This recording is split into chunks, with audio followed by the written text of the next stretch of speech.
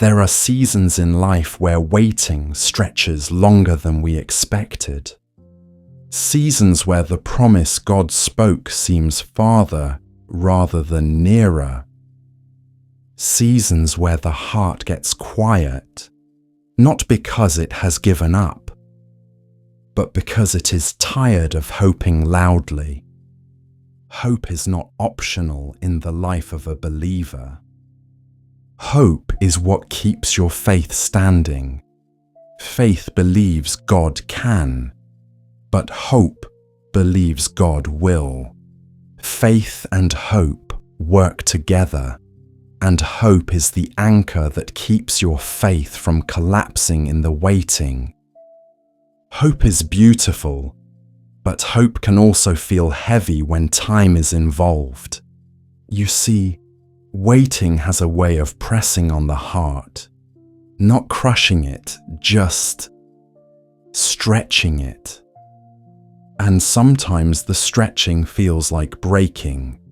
Scripture doesn't ignore this tension.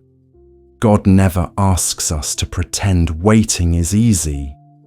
Instead, He names it, He acknowledges it, and then He speaks life into it. Proverbs chapter 23 verse 18 says, "Surely there is a future and a reward, and your hope and expectation will not be cut off. Not, maybe, if things go right. Not, possibly, if you stay strong enough. Not, we'll see what happens. But surely, certainly, without question or doubt, there will be an end to this waiting. There will be a fulfillment to this hope. There will be a moment where what you have believed for becomes what you step into. God will not tease you with hope. He will not stir up longing only to abandon you partway through the story. He will not begin something in your life and then refuse to complete it. If God authored it, He will finish it. He is Alpha and Omega, the God of the beginning and the end. But still, the waiting is real. Proverbs chapter 13 verse 12 tells the truth plainly. Hope deferred makes the heart sick, but a dream fulfilled is a tree of life. There are disappointments you don't always talk about. There are prayers you stopped praying the same way. There are promises you still believe, but you don't know how to carry the believing anymore. The heart gets tired, not because it lacks faith, but because it has been faithful for a long time. But the verse does not end with sadness. It continues, "But a dream fulfilled is a tree of life," meaning this: the promise does not just arrive. When it arrives, it heals, it restores, it revives, it restores color to the parts of your soul that faded in the waiting. This is why we must guard our hope. Not fake hope, not forced hope, not loud hope, but steady hope, quiet hope, hope rooted in the Word of God, and the type of hope that is anchored in who God is, because our hope has an anchor point. Proverbs chapter 12, verse 28 says, "The way of the godly leads to life. That path does not lead to death." Where God is leading you, no part of your story or dream is dying. No promise God whispered is fading away. and no future God designed for you is slipping through your fingers. What God authored, God upholds. What God begun, God sustains. And what God sustains cannot be lost. This delay is not a grave. This silence is not abandonment. This waiting is not a rejection. Your hope is not dead. It is maturing.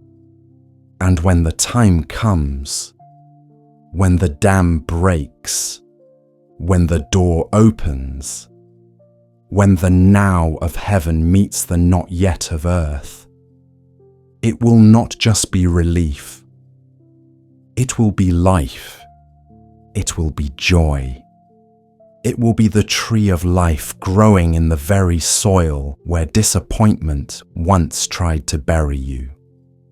So today, we are not giving up hope. We are not backing away from expectation. We are not letting disappointment write our story. We are letting God write it. Surely there is an end. Surely the promise will come. Surely your expectation will not be cut off. Let's pray. Father, in the name of Jesus, I come before you today with the parts of my heart that feel stretched, tired, or quietly discouraged. I don't come pretending. I don't come polished. And I don't come trying to impress you. I come as I am, the real version of me, because that is the version you respond to. Lord, you see the hope I have carried. You see the prayers I have whispered. You see the tears I did not explain to anyone. You see the disappointment that I didn't know how to name. You see the days when I believed loudly, and the days when belief was simply choosing to stay. And even here, you do not shame me, and you do not judge me. You simply stay with me, and breathe with me, and strengthen me, slowly. But today, Lord, I am asking you to revive my hope.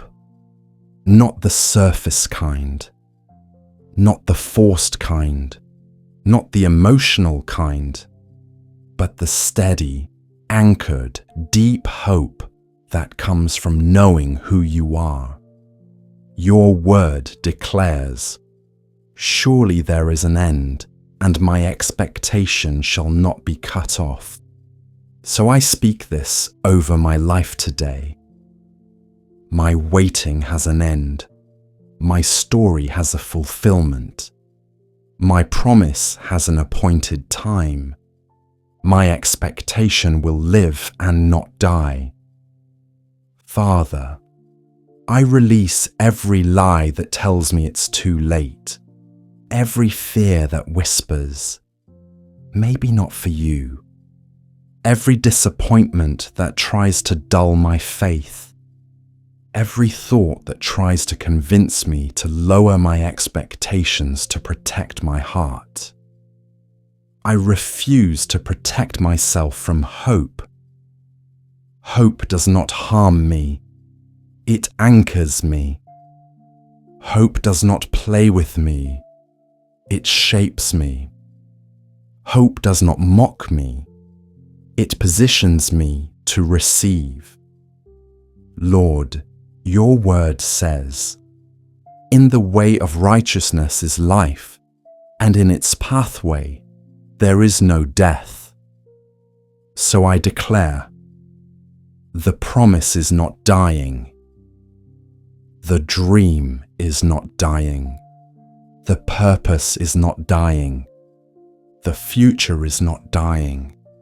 Everything you have spoken is alive, because you are alive. And if you have not withdrawn the promise, I will not withdraw my expectation. God, breathe fresh faith into me, restore wonder, rebuild anticipation, reignite hope. And when the fulfillment comes, when the breakthrough arrives, when the longing becomes reality, let my testimony be clear and loud. The Lord did this. He heard me. He sustained me. He fulfilled His word. Until then, I will wait. But I will not wait hopelessly. I will trust, but I will not trust quietly. I will believe, and I will believe boldly. I will expect, and I will expect confidently. Because my expectation shall not be cut off. In Jesus' name, Amen. If this prayer has blessed you, we invite you to stay connected with us. Take a moment right now to hit the subscribe button so you never miss a new prayer or devotional. And if you're standing in agreement with this prayer today, type Amen in the comments below. It's a way of declaring your faith out loud. Also, feel free to leave your prayer requests in the comments. We would be honored to lift you up before the Lord and join our faith with yours. Remember, this is not just a channel, it's a family of believers, and your voice matters here. Let's enter into worship, and God bless you.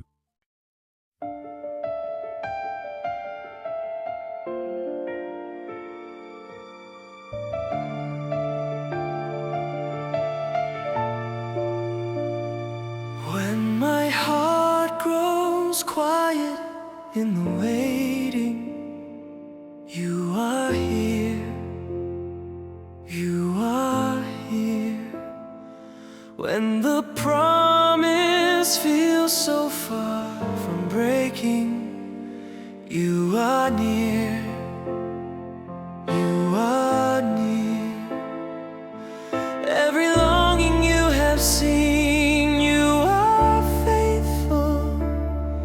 Every tear you have caught in your hands, you are God who remembers His children. You are God who fulfills what He plans. My hope lives in you. My hope lives in you. You are faithful to finish the work you begin. My hope lives in you. My hope lives in you. What you promised will rise. I will see it again. I will dream again. You are faithful.